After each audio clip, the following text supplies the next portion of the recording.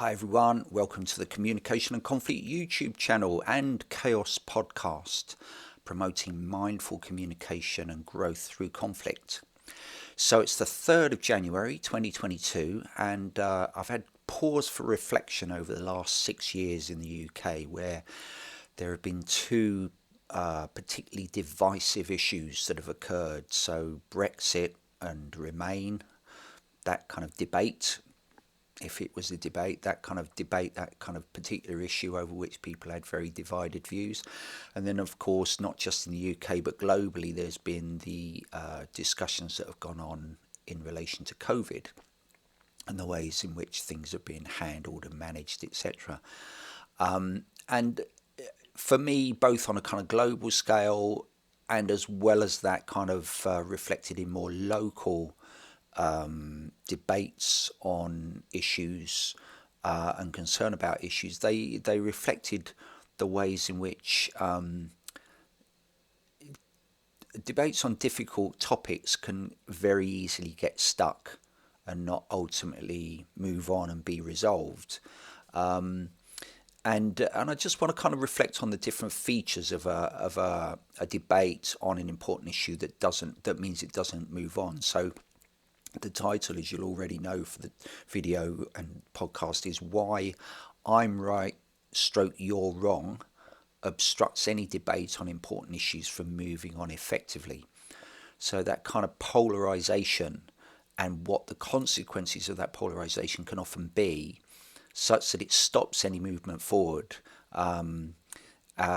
which then inhibits and obstructs effective kind of changes moving forward, and the energy goes into more kind of demonising and polarising arguments between different groups.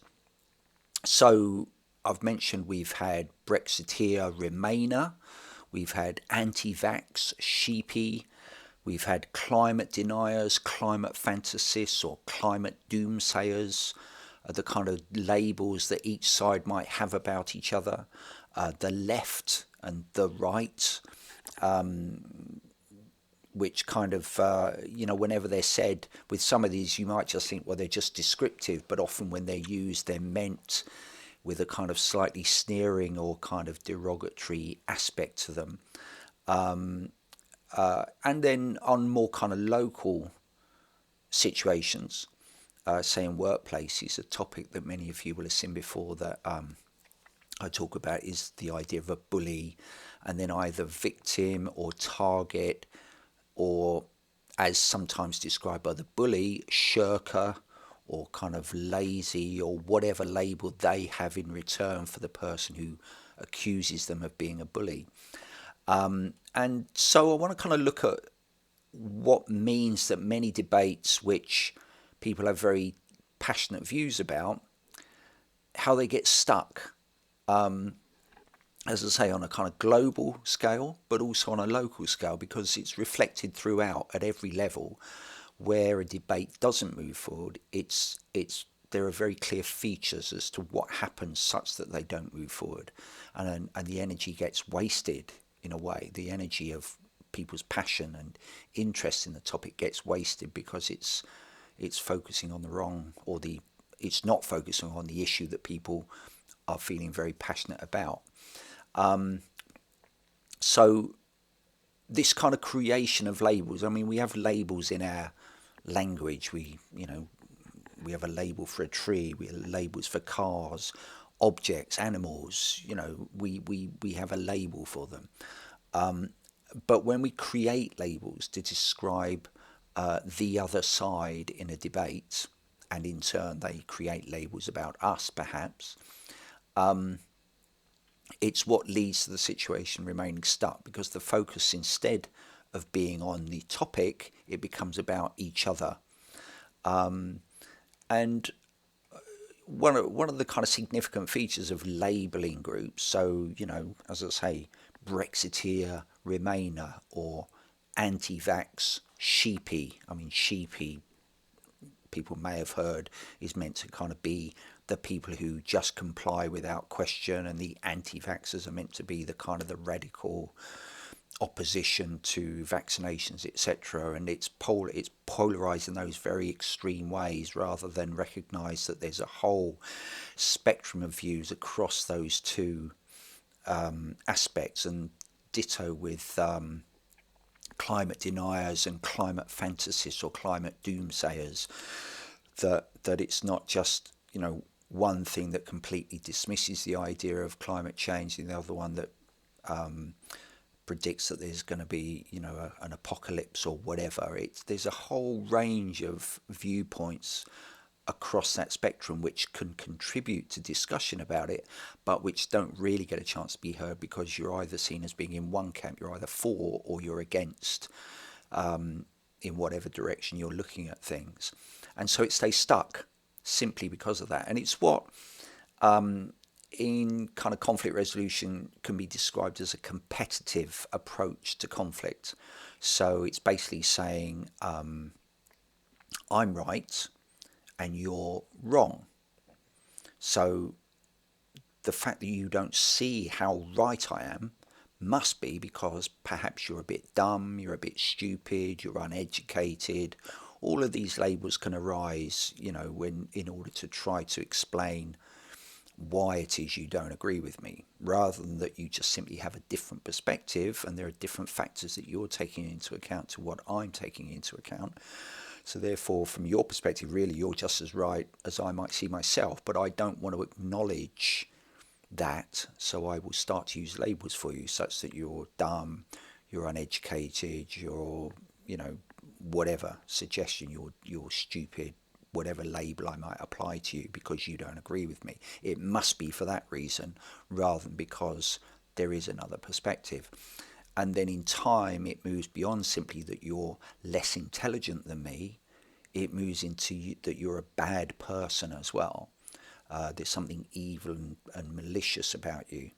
And of course, all the time I'm saying, that this is how I see you if I use labels for you. Very often you'll be doing exactly the same to me.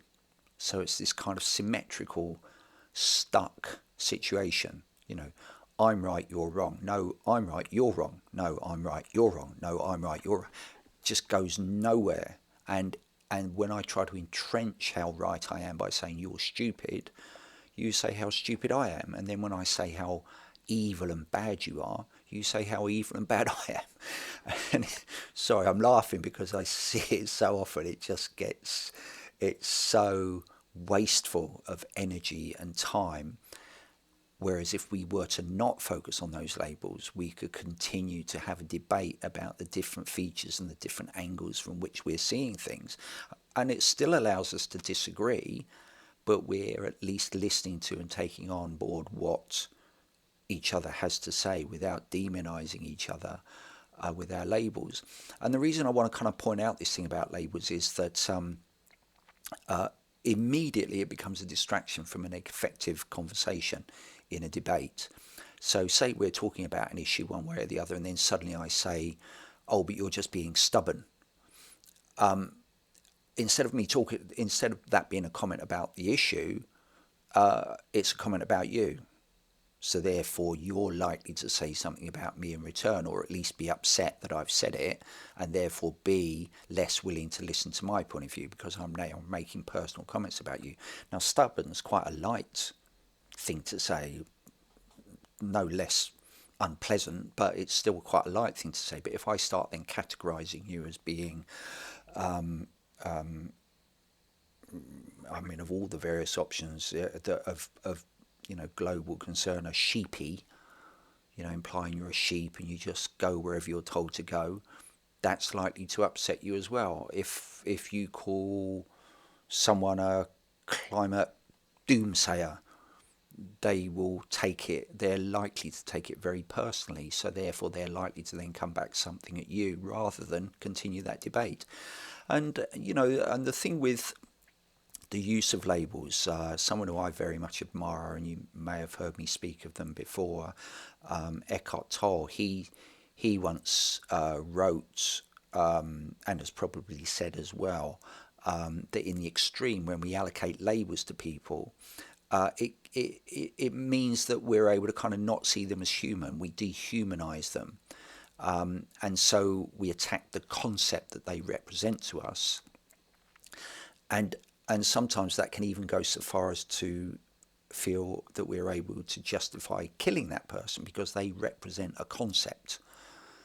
They're not seen as an individual human being. They're representing a concept that we so dislike or resent or hate or fear that we justify to ourselves killing them because they're a whatever the label is. And that's obviously the most extreme, but it is the extreme that sometimes, obviously very rarely, but in the extreme, it is the extreme that's reached through what is begun as a labeling practice. So it's the use of labels that makes the approach a competitive approach, that I'm right, you're wrong, I must win, you must lose this discussion, instead of not having any wish for there to be a winner and a loser, but to be a greater and increased understanding of all the different factors that come into the issue, rather than think we know everything we need to know and that it's entirely in contrast to everything that you know or how you see it, and that therefore we're right and you're wrong. And obviously, as I say, what often might be overlooked in that view, in that description, is that you're seeing it exactly the same, that you're right and we're wrong. So therefore we're constantly at war with each other, and all our energy is going into that. So I publish some data somewhere and say, look, this proves I'm right. So then you publish some other data somewhere that says, look, this proves that you're wrong.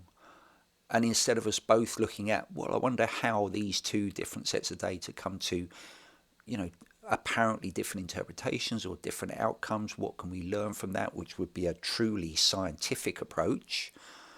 Again, in particularly over the last 2 years with COVID, so many people have claimed the science says this, and then somebody else finds some data that says the science says that, and they're very different. And so, the use of science, or the abuse of the label the science, has been another factor in why things have remained stuck. Whereas a truly scientific approach would take into account that there seems to be data that reflects different things. So how interesting is that? What can we learn from that? What are the factors that meant these were the outcomes in this one? What were the factors that meant these were the outcomes in the other one? Rather than this proves one thing, no, this proves the opposite. Science, when it's kind of correctly practiced or effectively practiced, more accurately, it's a continuous learning opportunity. It's a continuous movement forward in the understanding of an issue. But it becomes weaponized when people say, look, this proves this, and somebody else says, no, this proves the opposite. And there may be all sorts of reasons why those two pieces of research came to a different outcome, but they're used as weapons to beat the other side. And these are always features of the competitive approach, that we use labels to demonize the other side rather than just seek to learn from the fact that other people have a different perspective. And it may not be a perspective we ever feel we can agree with, but at least we've understood it. We've been open to it. We haven't dismissed it as being, no, that's a left-wing view, or no, that's a right-wing view, or no, that's a middle-class view, or that's a working-class view, or whatever the label is that dismisses it before even really exploring it. And this is the thing that's been significantly absent in most of these debates, that has meant they haven't moved on. They've always been kind of put into a box and said, oh, this is this view and this is that view, instead of there being a kind of a wish to get rid of those labels and say, well, what are we ongoingly learning here? Even with something like climate change, in a sense, what matters more is not whether we can prove that climate change is happening. It's just, well, what can we learn about the climate? What do we observe? What might be the reasons? But when it just becomes no, that doesn't prove anything, or yes, it does, it shows that the world's going to end, and it's that kind of extreme, not going to end, but there's going to be very severe consequences. It can be, well, I wonder what this is about, and looking at, well, what does this mean? Instead of it meaning there is or there isn't going to be dire consequences, it's like, well, let's just look at what are the things that are coming up here, and not seeking to demonize the other side, and moving forward with a shared interest in learning. Now, that might sound all a bit kind of, naive and wishful thinking, and perhaps on a global scale it's that much harder for that to be possible. But when it comes to kind of more local issues, like within workplaces, within families, within communities, where labelling has started to happen, I've mentioned a lot how I kind of work in bullying disputes where there are allegations of bullying, and how the way in which those move forward is where people have stopped just applying labels: bully, shirker, bully, lazy, whatever the labels might be, and they're talking about the actual things that have happened that have been a problem. And I would say the same thing happens if I do mediation in complaints work. So I might be told that one person, the person who's complaining about a particular organisation's actions, or whatever, they're a serial complainer. So there's a kind of a label applied to the person, as if they're not someone who has a valid view, they're just a serial complainer. So that means there's a shutting off of listening. And in a sense, the second I hear that, it's kind of pretty clear why there has been a stuck conflict, and how whenever I've come across that situation, it is, it's always been that the person just hasn't felt listened to, so they keep coming back. So that's why, from the other perspective, they're seen as a serial complainer, but actually from their perspective, there's someone who doesn't feel listened to and acknowledged. They're just dismissed. Is how they felt about things. So obviously the opportunity to have a discussion with someone alleviates that concern and allows a deeper exploration of the issue. And similarly with bullying, the exploration is, well, what are the behaviours that lead you to describe this as bullying? And then that can be looked at, and that can be new developments, and change in that can be created by the people involved. So it's always about the opportunity to let go of those labels, which illustrate a competitive approach which will always remain polarised, and to allow a genuine movement forward on the issue. Because whenever labels are applied, the energy isn't focused on moving forward, it's on demonising the other person, and people get worn out by that constant battle of trying to make the other one look wrong, or trying to prove the other one's wrong, or trying to come up with more kind of clever, sarcastic comments to undermine the other person and make them look stupid. None of which is directing energy towards actually the issue. And people might say, well, they're doing it to me, so I'm doing it back.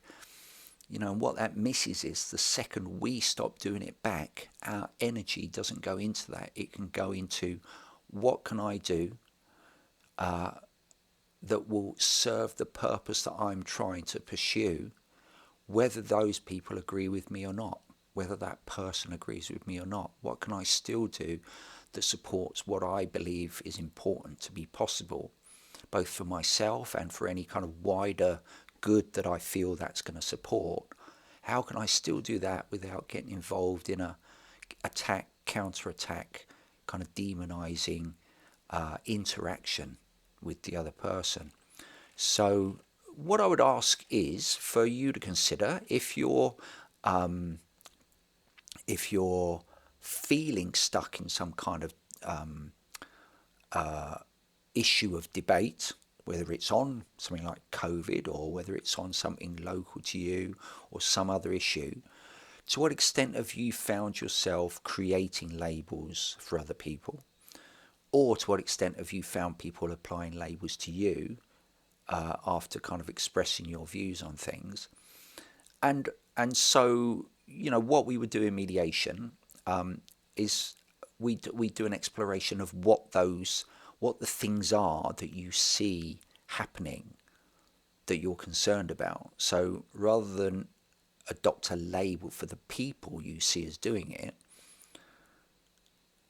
explore what it is they're doing that you're concerned about. What are the views they express? What are the actions they take? And what can you do in response to those actions and those views that isn't about simply demonizing them with a label, because that doesn't get you anywhere and never could. What are the actions you can take that, even if unilaterally, that you can take by yourself that help you to move forward with your concerns over the issue? And as I say, that I'm talking here whether about COVID or whether it's about somewhere you work and something which is a problem. If somebody else really doesn't agree with you, are you getting involved in a kind of a label spear throwing exercise, as I call it? They throw a label at you, you throw a label at them. You're a bully. No, you're you're just not doing your job properly and trying to get out of it. You're a shirker. You're a serial complainer. No, you're in denial. You're a denialist or whatever. Whatever the labels are that you're finding happening. What can allow you and support you in returning to your focus on the issues that you can then deal with? What are the behaviors? What are the actions that you want to be able to create change in, so that you can then keep your focus not on demonizing the other person, but just on the actions that are happening, whoever is carrying them out, that you're concerned with, and try to create change in that.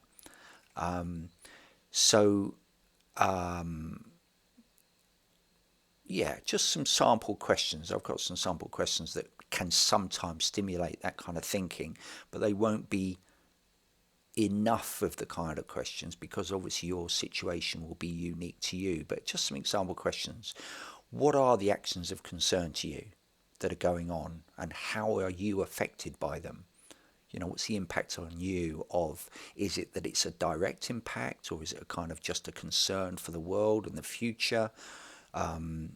Or, are they directly impacting on you, how you feel working where you work, or, how you're able to get on with your job if it's a workplace issue? Wherever, you will know the context that your concern is about. So what are the actions or viewpoints or behaviors of concern to you, and how do they affect you? And how do you feel about them? And what would you want to be different in the future? What differences would actually help things to be as you would prefer them to be? What changes could be different, could lead to a different kind of experience for you? How might those differences and changes be possible, whether the other person or persons involved change their views or actions or not? So is it entirely dependent on them changing, or are there things that you can do that can support those changes to happen, that support you in the situation, which don't have a dependence on the other person changing?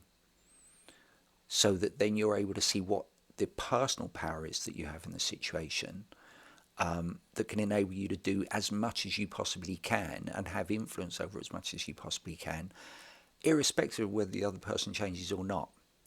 Now, that might seem like not very much to you, but at least your energy is going into that, and it's not spending time demonizing and attacking the other person, which means nothing you do is going into supporting you. So being able to look at what you can do anyway, whether the other person changes their viewpoints or their actions or not, is the most powerful place you can be in your difficulty.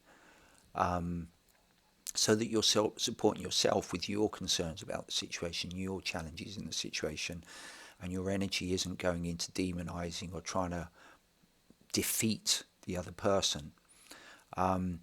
And these are always the ways in which people move forward, because when people do get a chance to reflect on what is my personal capacity in this situation, my personal power in this situation that perhaps I haven't considered being able to use before, perhaps hadn't even recognized, that don't depend on the other person. Often people realize they have so much more capacity to create change, and that often they're overlooking it because their time is spent in arguments and demonizations with another person.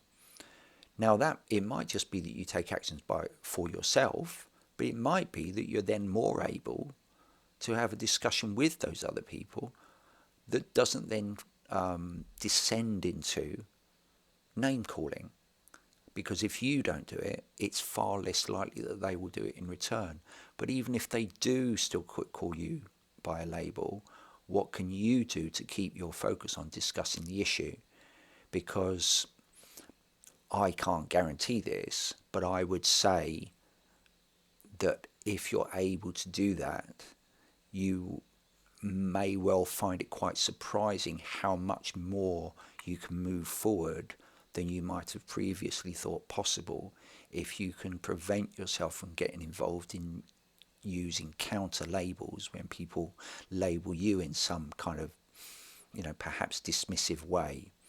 That by being able to kind of overlook that and continue your focus on the issue of concern, you're much more likely to be able to move forward with it, because you'll be finding out more about their point of view, you'll be expressing more about your point of view, instead of just labeling each other. So that was really my intention for the focus of the day, because I just see so much divisiveness having happened over the last, in the UK at least, 6 years, with Brexit and then followed on by COVID. So what is it that can happen in the future from 2022 onwards? What can we start to do that means we don't get stuck in these very divisive debates about things that often don't seem to move forward very much, or if they do, it's only after a significant amount of pain and distress and anxiety and kind of division of a kind of a almost quite nasty kind sometimes. So I'll leave it there with you for you to ponder, to consider the questions and the things that I've said. If you liked what I've said, please click on the like button. If you'd like to subscribe to Communication and Conflict YouTube channel or the podcast, the CAOS podcast, please do so. Please leave any comments down below. And please contact me if you've got any questions. Again, via the details down below. And wishing you a very happy 22. Bye-bye.